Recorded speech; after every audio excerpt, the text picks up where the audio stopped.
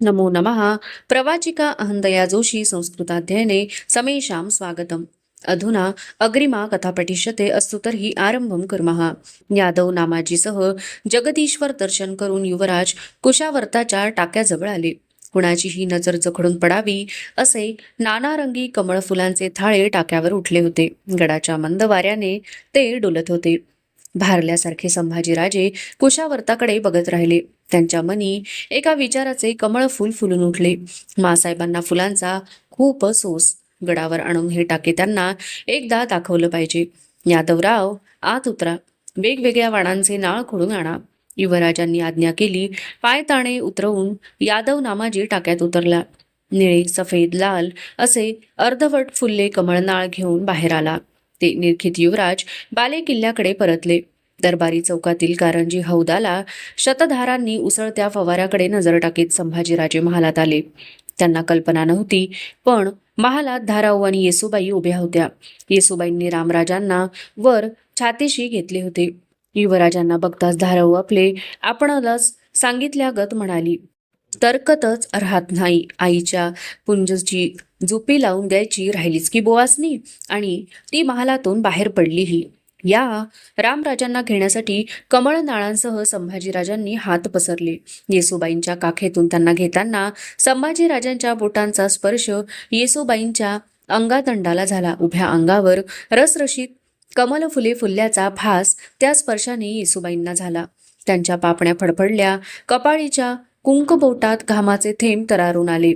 मोठ्या धाडसाने त्यांनी समोरच्या टोपाखालच्या पाणीदार डोळ्यांना आपले डोळे भिडवले आणि क्षणात ते खालच्या फरसबंदीवर टाकले आणि लगबगीने त्या बाहेर जायला निघाल्या. थांबा, कुणीतरी त्यांचे पाय जागीच खिळवून टाकले. संभाजीराजे रामराजांसह पुढे आले. हातीचे कमळनाळ त्यांनी येसूबाईंच्या मुद्रेच्या केतकी कमळाकडे बघत पुढे धरले आणि म्हणाले, घ्या, एकतर जगदीश्वराला नाहीतर तुम्हालाच ते द्यावेत असे ठरविले होते. धडधडत्या छातीने आणि थरथरत्या हाताने येसूबाईंनी ते रंगीबेरंगी फुले असलेले देठ हाती घेतले. ते घेताना पुन्हा झालेल्या बोटांच्या स्पर्शाने त्यांच्या पापण्यांचे अस्तर आणि पुन्हा गानांची पाळी रसरसून आली. डोळ्यांना डोळे भिडले. भांबावलेल्या येसूबाई नेसूच्या शेवाने फरसबंदी झाडीत तरातरा महालाबाहेर पडल्या. थोड्याच वेळात धाराऊ महालात आली. दोघा बंधूंना एकत्र बघून हसली. युवराजांच्या हातात कमळे नाहीत हे बघून ती म्हणाली, पूजेची जुपी लागली, पर देवीला कमळाचं देठ ठेवायचं राहूनच गेलं. आता कोण बापडीला ते आणून देणार? आणि रामराजांना घेऊन धाराऊ ही हसत बाहेर पडली. बंकापूर लुटून कारवार तसनस करून आनंदराव मकाजी यांना पन्हाळा प्रांती ठेवून राजेपुरत्या 2 महिन्यांनंतर रायगडी आले. ते आलेनी एक वाईट आणि एक चांगली खबरही त्यांच्या पाठोपाठ गड चढून आली. दौलतीचे कदीम चाकर मुजुमदार निळू सोनदेव वारले ही खबर वाईट होती, आणि काशीचे गागा भट्ट राजांच्या भेटीला येत आहेत ही खबर चांगली होती. राजांचे कुलोपाध्याय नाशिकचे अनंत भट कावळे यांनी खास माणूस पाठवून काशीच्या वेदशास्त्र संपन्न विश्वेश्वर भट्ट उर्फ गागा भट्ट यांना क्षेत्रीय आणविले होते. आचार्य गागा भट्टांना इतमामाने गडावर आणण्यासाठी राजांनी अण्णाजींना पालखी सरंजामासह नाशिकला रवाना केले आणि गागा भट्टांचे दर्शन जिजाऊंना घडावे म्हणून त्यांना पाचाडातून गडावर आणण्याची कामगिरी राजांनी संभाजीराजांना जोडून दिली. गडचढीचे भोये आणि पडदेबंद मेणे घेऊन आज्ञेप्रमाणे संभाजीराजे पाचाडात उतरले. त्यांनी थकल्या जिजाऊंना हात जोड देत मेण्यात बसते केले. दुसऱ्या मेण्यात पुतळाबाई बसल्या. कबिला रायगडावर आला, पण आजारी काशीबाई मात्र तेवढ्या पाचाडातच राहिल्या. श्री क्षेत्र काशीच्या धर्मपीठाचे श्रेष्ठ आचार्य रायगडावर येत आहेत या जाणीवेने सर्वत्र चैतन्य पसरले. दाक्षिणात्य मावळी स्वागताची तयारी खुद्द राजे संभाजीराजे यांच्या देखरेखीखाली सिद्ध झाली. महाडहून अनंत भट्टांची गडावर वर्दी आली. आपल्या निवडक शिष्यगणांसह आचार्य येत आहेत. राजे संभाजीराजे जिजाऊंची पायधूळ घेऊन गड उतरायला लागले. त्यांच्या पालख्यांतून मोरोपंत, अण्णाजी, दत्ताजी, येसाजी, निश्चलपुरी, कवी परमानंद, कवी कुलेश, प्रभाकर भट, केशव पंडित अशी निवडीची मंडळी गड उतरू लागली. पालखीच्या राजगोंड्याबरोबर संभाजीराजांचे मन हिंदुळू लागले. कसे असतील आचार्य गागा भट्ट? समर्थांच्या सारखे? त्यांना तरी आम्ही कुठे पाहिले? काशी मथुरेहून काशीच्या वाटेवर असताना आम्हास परतावं लागलं. काशी राहून गेली आणि आता बघून तरी काय उपयोग. तिथल्या विश्वेश्वराचं देऊळ औरंगजेबानं लुटलं. मंदिराच्या चिऱ्यांनी त्याच जागी म्हणे मशीद उठवली. औरंगजेब भरल्या दरबारी बंदिस्त कठड्या आड बसणारा, आम्हास हौदा खेळता काय, हे वजिरामार्फत विचारणारा. पालखीच्या दांड्याच्या कुरकुरीतूनच शब्द बाहेर पडतायत असा त्यांना भास झाला. या भूमंडळाचे ठाई धर्मरक्षी ऐसा नाही. महाराष्ट्र धर्म उरला काही तुम्हा करिता. महाराष्ट्र धर्म नकळत एक फुसकार त्यांच्या नाकपाळ्यांतून सुटला. पाचाडचा जिजाऊंचा वाडा मागे पडत होता. रस्त्याच्या दुहाती शस्त्रधारी मावळ्यांनी शिस्त धरलेली दिसू लागली. पखाले पालख्या बघून दूर हटू लागले. आगवानीचा डेरा आला. पालख्या ठाण झाल्या. अंथरल्या पायघड्यांवरून राजे संभाजीराजे डेऱ्यात शिरले. आत मांडलेली बैठक राजांनी निरखली. लोड गिरद्या बिछायती सारा इतमाम ठीक होता. बैठकीच्या बगलेला एक धारकरी सरपोसाने झाकले सुवर्ण तबक खांद्यावर घेऊन उभा होता. मोरोपंत, अण्णाजी, येसाजी, परमानंद, पुलेश साऱ्यांच्या चर्येवरून नजर फिरविताना राजांचे मन राजगडाच्या भुयारात शिरावे तसे खोलवर शिरले. केवढा पुण्यवंत योग हा. पाचारण करतो म्हटले तरी मधल्या गनिमांच्या मुलखाने साध्य होणार नाही. ते काशी धर्मपीठाचे आचार्य आपल्या पावलांनी येत आहेत. महाडच्या रोखाने उठलेल्या शंखांच्या कल्लोळत्या निनादाने राजांची साखळी तुटली.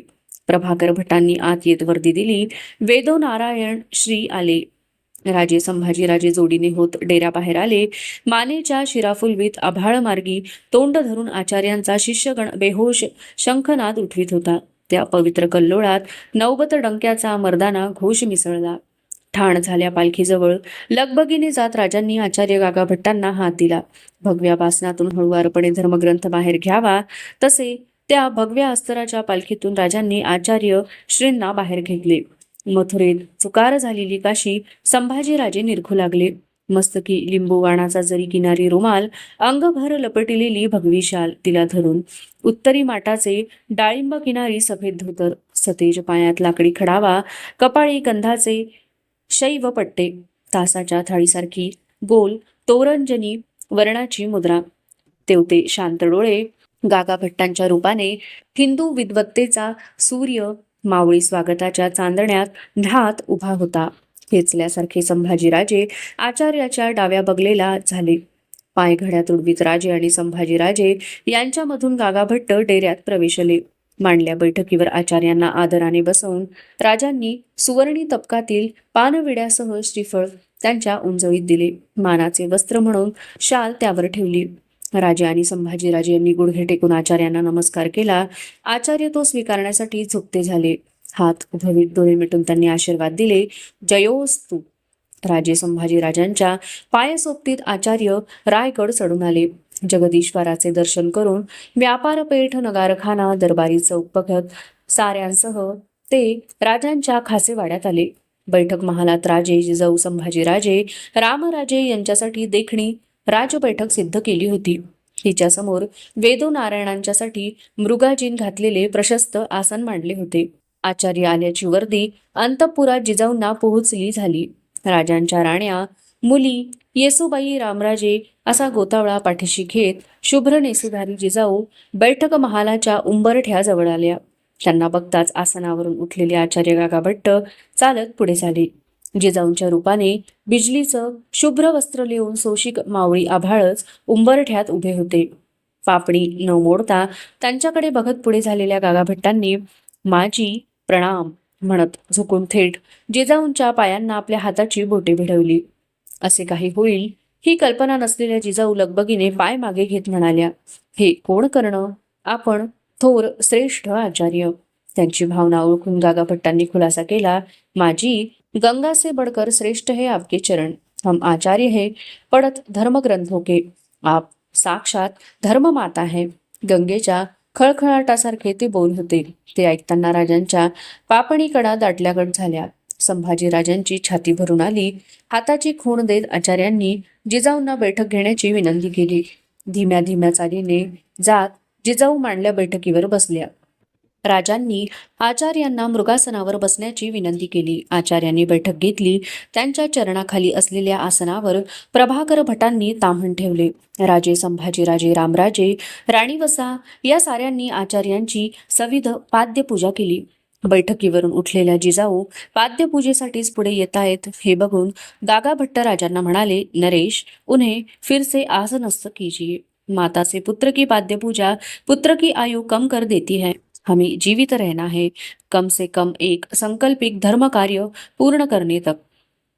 आचार्यांची इच्छा सांगून राजांनी जिजाऊंना राजबैठकीवर उच्चासनी बसविले. त्यांच्या पायगतीला दोन्ही तर्फांना संभाजीराजे, रामराजे घेऊन राजांनी बैठक घेतली. पाठीमागे राणी वसा उभा राहिला. भोवती मंत्रीगणांसह निवडक असामी हात बांधून अदब धरून धर्मपीठ आणि धैर्यपीठ यांचा संवाद ऐकण्यासाठी उत्सुक झाल्या. देवस्मरण केलेल्या वेदसंपन्न गागाभट्टांच्या विमल मुखातून बनारसी वाक गंगा स्रवू लागली. पुरुषोत्तम शिवाजी राजे, हम काशी क्षेत्र से यहाँ दक्षिण देश आए, मन में एक धर्म संकल्प लेकर. आपका यह किला हमने देखा, परम संतोष. यहाँ सब है परंतु एक नहीं, सिंहासन. नरेश, राजदंड के व्यतिरिक्त धर्मदंड व्यर्थ है. समस्त आर्यावर्त में आज हिंदुओं का एक भी राजपीठ नहीं, सिंहासन नहीं, जिसे देखकर हिंदू मस्तक गर्व करे, जीवन संग्राम लड़ाने की मनीषा करे.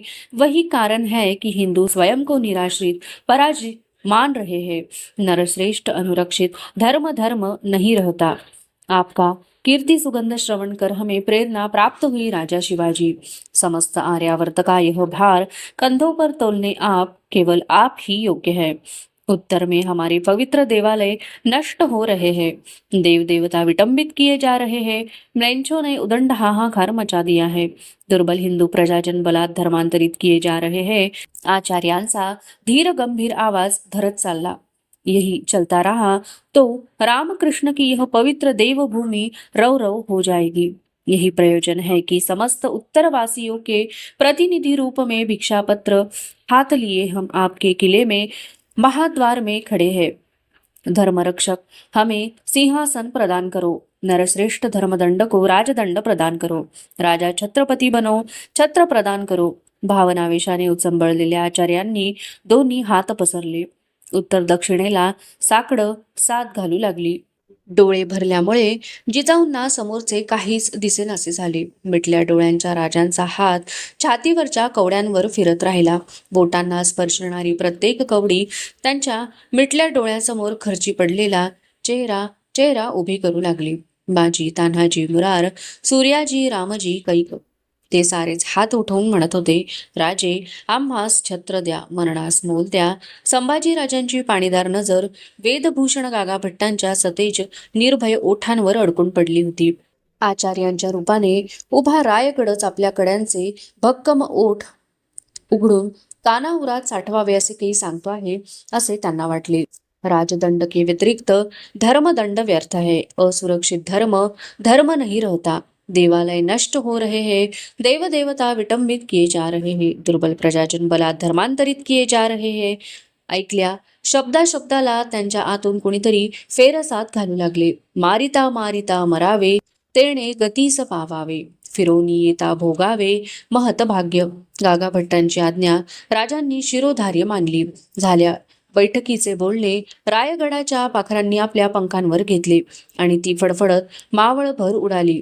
राज गादीवर बसणार, मोठं बादशाह होणार, जंगी दरबार बशिवणार. 12 मावळ्यांच्या खोपटाला भाबड्या प्रेमांचे रोमांच फुटले.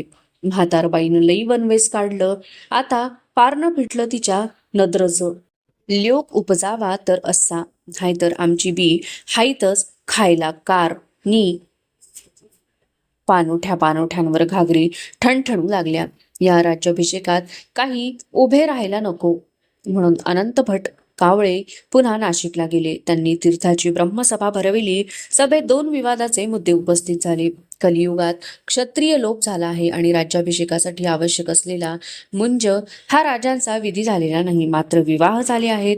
गागा भट्टांनी शास्त्र पुराणांचे दाखले देऊन प्रायश्चित्ताने संस्कार लोप भरून काढता येतात हे नाशिक सभेला पटवून दिले. आपली वंशावळीची यादी आणण्यासाठी राजांनी बाळाजी चिटणीसांना राजपुतान्यात धाडले. मेवाड, उदयपूर, जयपूर अशी नगरे पालथी घालून बाळाजींनी यादी आणली. राजे सूर्यवंशी सिसोदिया कुलातील राजपूत क्षत्रिय होते. राणा भीमसिंह, सज्जनसिंह, दिलीपसिंह, देवराजजी अशा सूर्यतेजी राजांच्या कुळातले. सारे आडबंद दूर झाले. गागा भट्टांच्या सूचनांवर राज्याभिषेकाचे तपशील तयार होऊ लागले. ज्येष्ठ म्हणून पट्टराणीचा अभिषेक सोयराबाईंना आणि युवराज म्हणून राजांच्या हक्क जबाबदाऱ्यांचा वारसा पदाचा अभिषेक संभाजीराजांना करण्याचा आदेश आचार्य गागा भट्टांनी दिला. मावळ्यांची हो घातलेली राजधानी म्हणून रायगड सजावटीला निघाला. दरबारी चौक, बालेकिल्ल्याचे खासे महाल, आईने बंदीसाठी हिरोजी इंदलकर, आबाजी, अर्जोजी, गिरजोजी यादव यांनी हाती घेतले. शिलावट चिन्या घुमवू लागले. ठोका ठोका ताल धरू लागला. राजा शिवछत्रपती सुतार, सोनार, लोहार, कहार, मांग, महार झाडून सारे आघाडीने कामावर पडले. जवाहिरे, सराफ, अत्तर सौद्यासाठी उमेदीने रायगड चढू लागले. बागेची घोडी नालबंदीसाठी बाहेर पडली.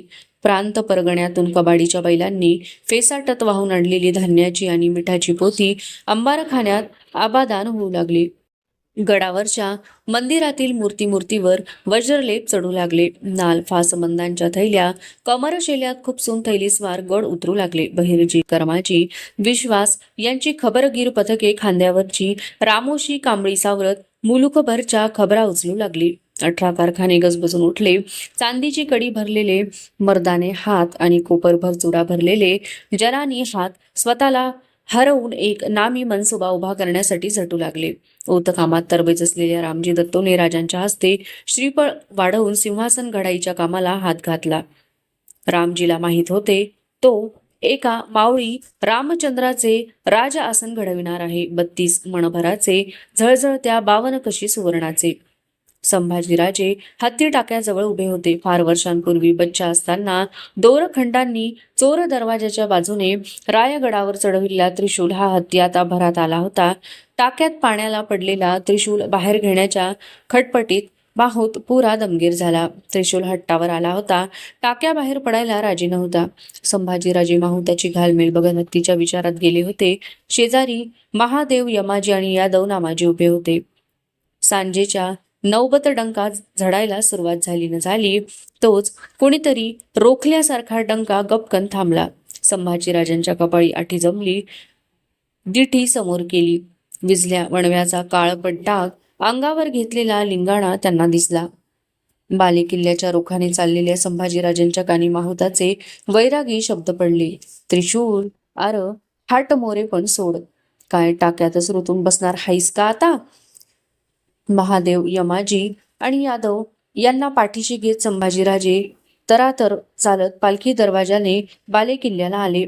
राजांच्या खासेवाड्याच्या सदरी पायऱ्या चढतानाच त्यांना जाणवले काहीतरी घडलंय.